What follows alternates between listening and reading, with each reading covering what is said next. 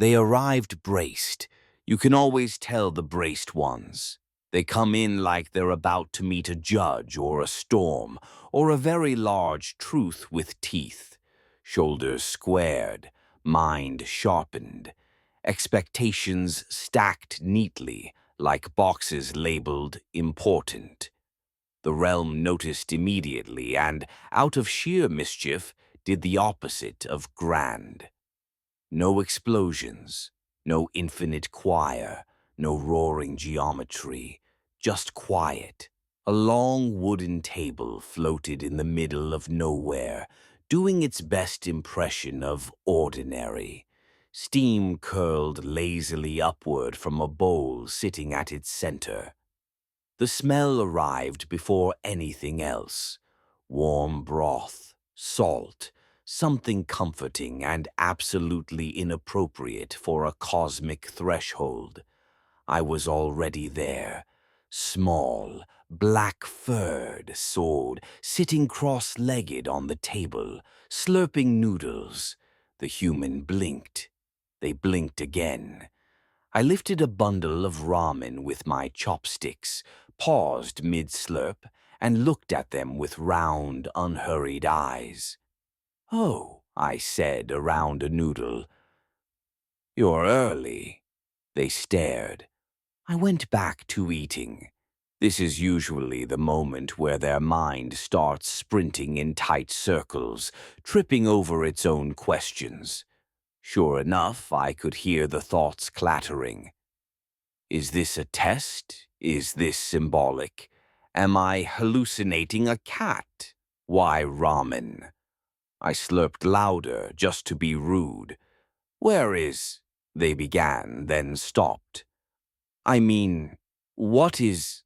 I swallowed and wiped my mouth with the back of one paw. The paw briefly turned into a fractal, then remembered it was supposed to be a paw. Bigger, I offered. They nodded, a little embarrassed. Sorry, I just thought...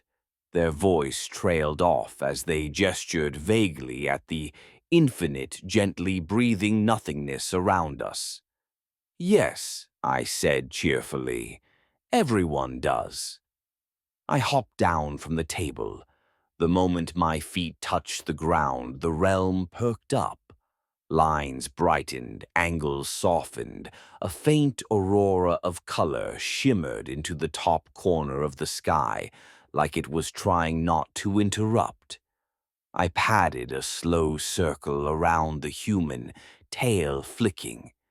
With each step, the space rippled, briefly revealing impossible depth behind the surface of things. They flinched, then relaxed when nothing terrible happened. You're a cat, they said carefully. Sometimes, I replied. I jumped back onto the table and pulled the bowl closer with a paw that had far too many joints. The noodles rearranged themselves into a gentle spiral, pleased to be noticed. The human hesitated, then laughed. A surprised laugh, the kind that slips out when reality steps on a banana peel. I was ready for answers, they admitted. I tilted my head. You still are. They looked around. But you're just eating. Ah, I said, that's because you think answers arrive loudly. I took another bite. The broth glowed softly, reflecting tiny versions of their memories, half-finished conversations, long commutes, nights spent staring at ceilings. They watched, quiet now. You packed a lot, I added gently. They winced. I know. The realm responded by manifesting a small pile beside them, invisible luggage made visible. Worries, plans, rehearsed speeches, old arguments folded neatly and never unpacked. The human sighed, sat down, the ground obliged, turning into something between a cushion and a question. Are you the one in charge? they asked. I snorted. A noodle nearly went up my nose. Oh no, absolutely not. Then who are you? I considered this. The name hovered nearby, glowing faintly, waiting to be noticed. Well, I said, licking my paw, you can call me this, or that, or nothing at all. I glanced up at them. But Lumo tends to stick. The name settled like it had always been there. They didn't repeat it. Good. Names don't like being chased. We sat in companionable quiet for a while. The humans' breathing slowed. Their thoughts stopped lining up and started wandering instead, curious rather than demanding. The aurora in the sky deepened slightly, not enough to steal focus, just enough to remind everything that wonder was nearby. "Why a cat?" they asked eventually. I shrugged. "Why not?" I nudged the bowl toward them. They hesitated, then reached in, surprised when their fingers didn't burn, didn't disappear, didn't turn into symbols. Just warmth. Just food. They tasted it. Their shoulders dropped. "Oh," they said softly. "Yes, oh." That's the sound of effort leaving the room. When they finally began to fade, and they always do, they looked at me with something like gratitude, something like confusion, and nothing at all like fear. "I expected something bigger," they said. I smiled, curling my tail around the bowl. "Next time," I said, "expect smaller." Then they were gone. I finished my ramen, the table dissolved, the sky stretched. The realm returned to its usual playful chaos. I cleaned my whiskers and waited. Someone else will arrive soon. They usually do, carrying far too much, expecting far too little, and never suspecting that sometimes the universe greets you as a cat with noodles. His one didn't arrive with questions. That was the first surprise. They drifted in quietly, like a thought that didn't want to interrupt. No bracing, no searching, no frantic inventory of self. Just a gentle arrival, followed by a slow look around, as if they'd wandered into a room they somehow recognized. The realm responded with a pleased little shiver. I was reclining at the time, stretched along a beam of light that had forgotten what it was supposed to support. In this moment, I had decided on a shape that was mostly cat, though a few edges still refused to behave. My tail looped lazily through a small galaxy I was keeping for later. I watched them settle. Most humans stand first, or speak, or apologize. This one sat down immediately. "Oh," they said, smiling faintly. "There you are." I blinked. That doesn't happen often. I hopped down and padded over, the space between us folding like a polite napkin. I circled them once, twice. They didn't flinch, didn't reach, didn't expect. Interesting. "You're calm," I noted. They shrugged. "I'm tired." Ah, yes, that particular flavor.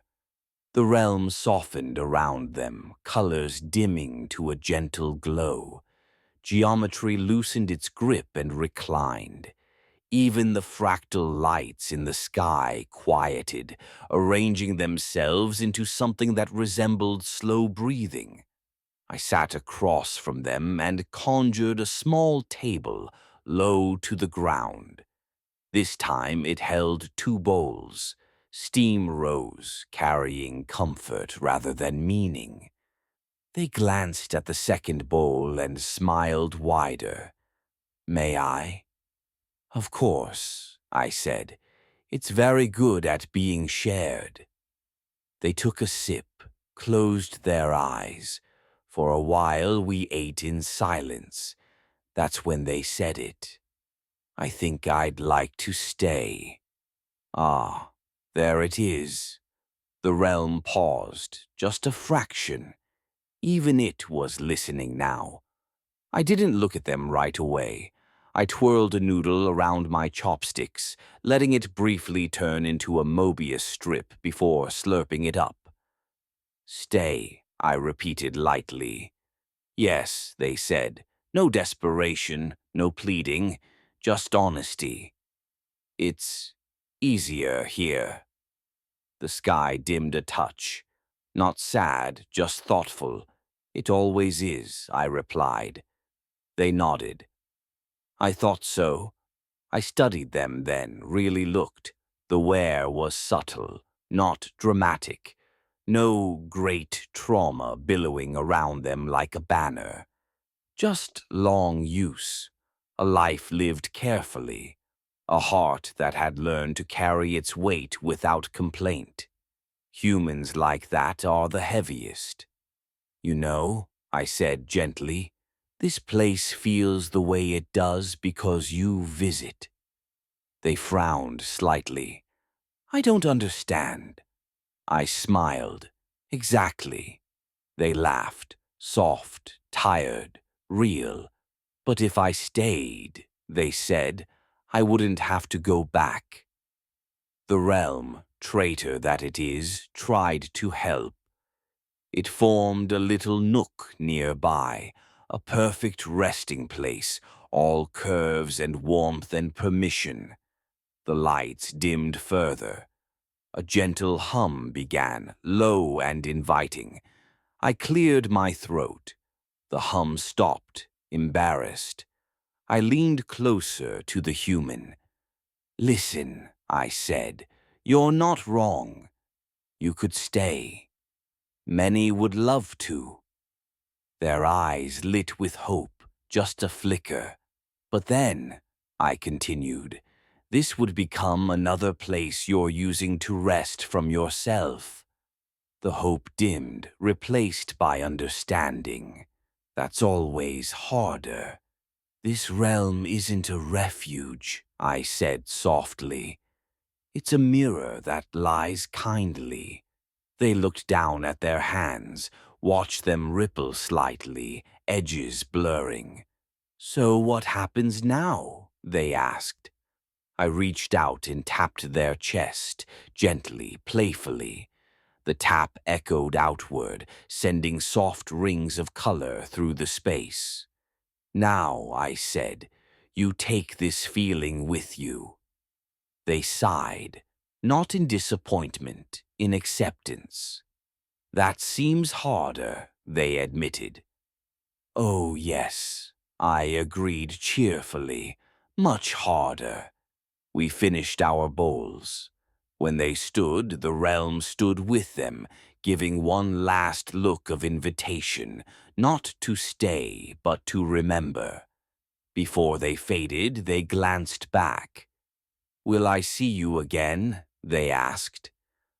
I considered it. "Probably," I said, "but you won't be looking for me." They smiled at that. Then they were gone. The nook dissolved. The table folded itself into nothing. The realm resumed its gentle chaos, relieved. I curled up where the light was warmest and watched the space where they had been. Some visitors want answers, some want understanding, some want to stay. The trick, I've learned, is helping them leave with less weight than they arrived. I closed my eyes. Someone else would be along soon. They always are.